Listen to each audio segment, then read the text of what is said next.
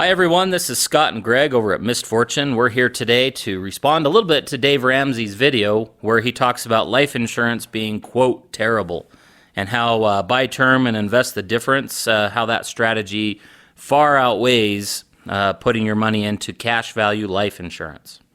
And just to clarify, we actually really agree with Dave Ramsey on we like what he does for people in terms of getting out of debt, cutting up credit cards, stopping that bad habit of lifestyle. But in this case with life insurance, he's just absolutely wrong, but he'll go after it with a vengeance and attack it.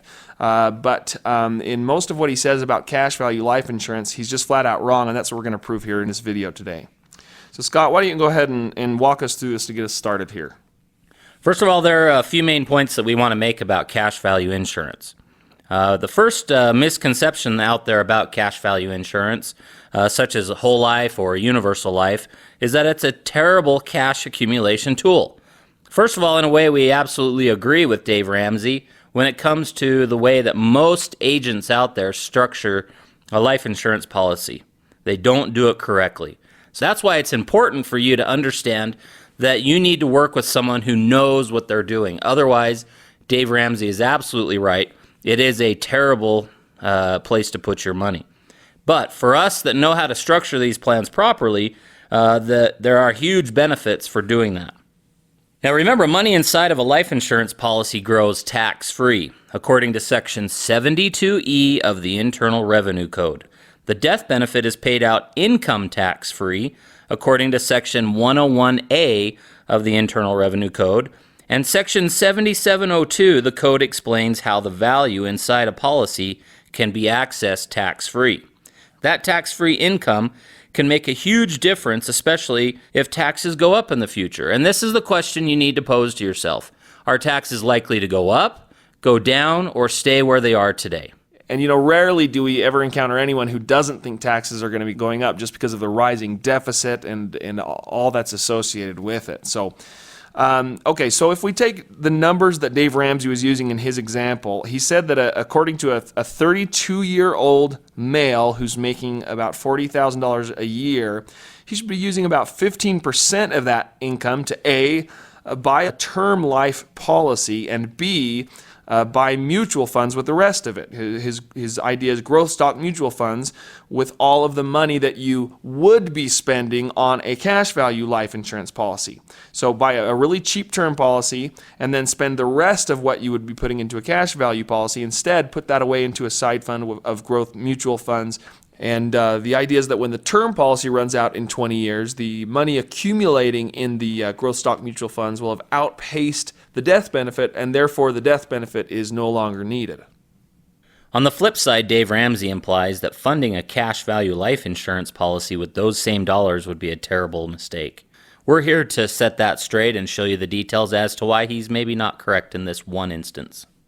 Okay, well, let's compare the two strategies, apples to apples, being as realistic as we can possibly be with two different investment retirement strategies. So first of all, we'll use an example of a father, age 32, with a 2-year-old and a 4-year-old making $40,000 a year. And as Dave says, we'll utilize a total of $6,000 a year, or 15% of his income, towards the retirement plan. So let's say a death benefit of $400,000 is purchased using a 20-year level term policy, which is what Dave recommends, which doesn't accumulate any cash value, but is very affordable at about $220 a year. This would leave about $5,780 a year for the next 20 years to invest into a mutual fund earning 8.5%. Now, why 8.5%?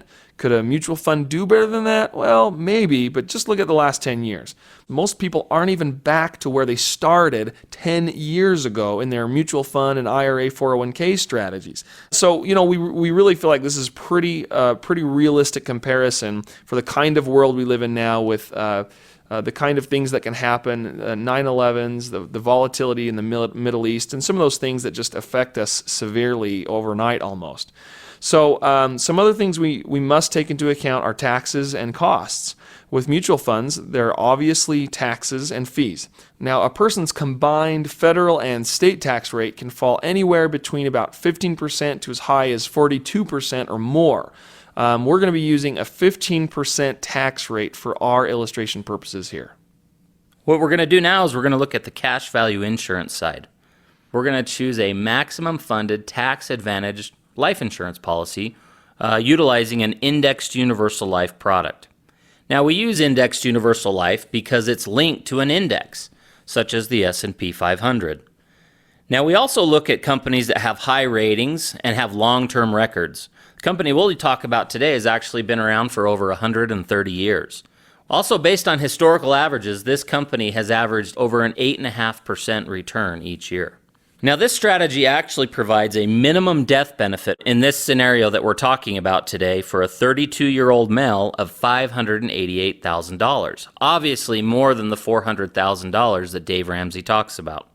But $588,000 is actually in accordance to the tax rules of TEFRA from 1982 and DEFRA from 1984. So again, one of the good points that Dave makes is that there is a cost to having an insurance policy. So today we're going to use everything net after cost. We're going to be as fair and open about all of the costs to have an insurance policy as much as possible.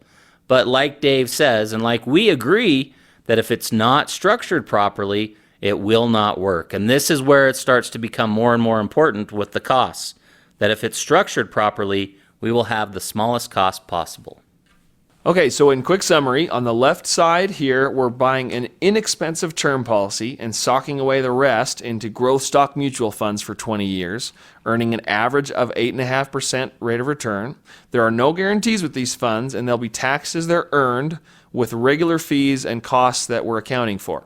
Now on the right side, we'll be putting in all $6,000 into a maximum funded indexed universal life policy, also averaging 8.5% based on history, which does have many guarantees built in and also allows us to participate in any growth that the market experiences up to a capped amount, but it also gives us floors or guarantees so that we don't lose to any market volatility if the market were just to take a dive in any given year.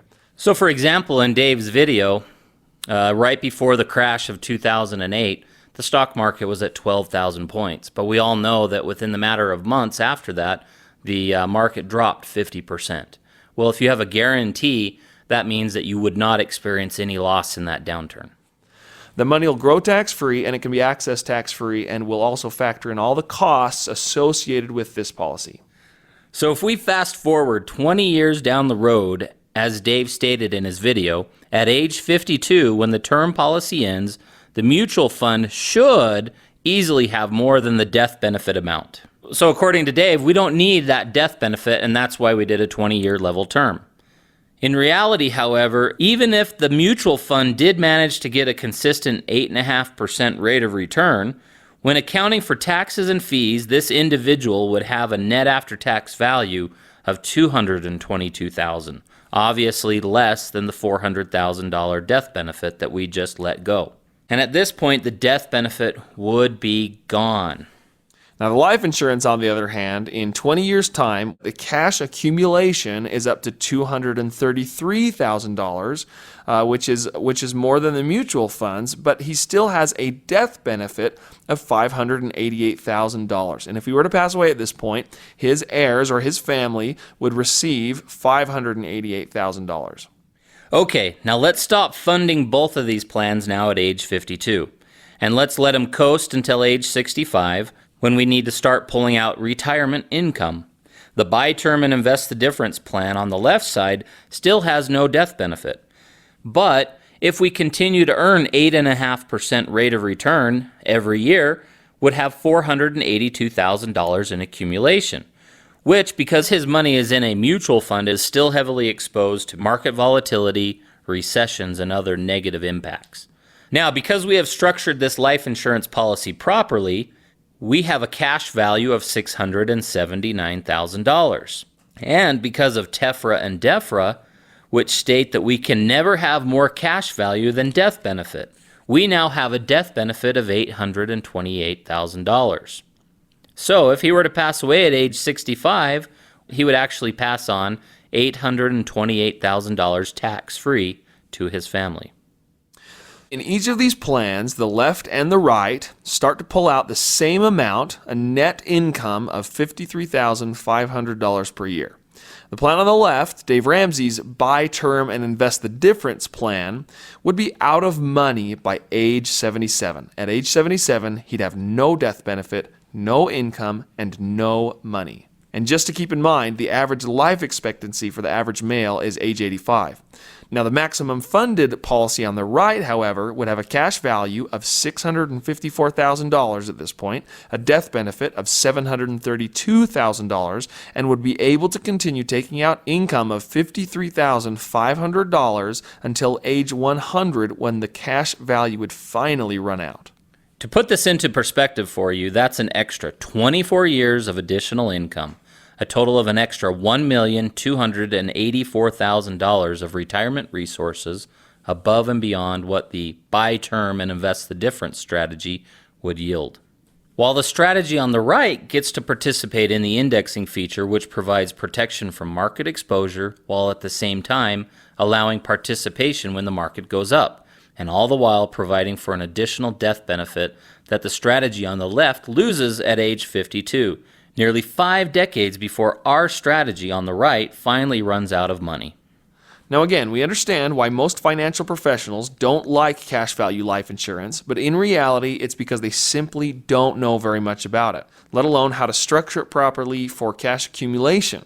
We do this every single day for our clients, providing peace of mind because there's protection from market loss, while maximizing in a liquid and safe way their retirement resources. To understand how we do this, or to see how it would actually look for your specific situation, please feel free to email or call us, or visit our website at www.missedfortune.com. That's MISSED fortune.com.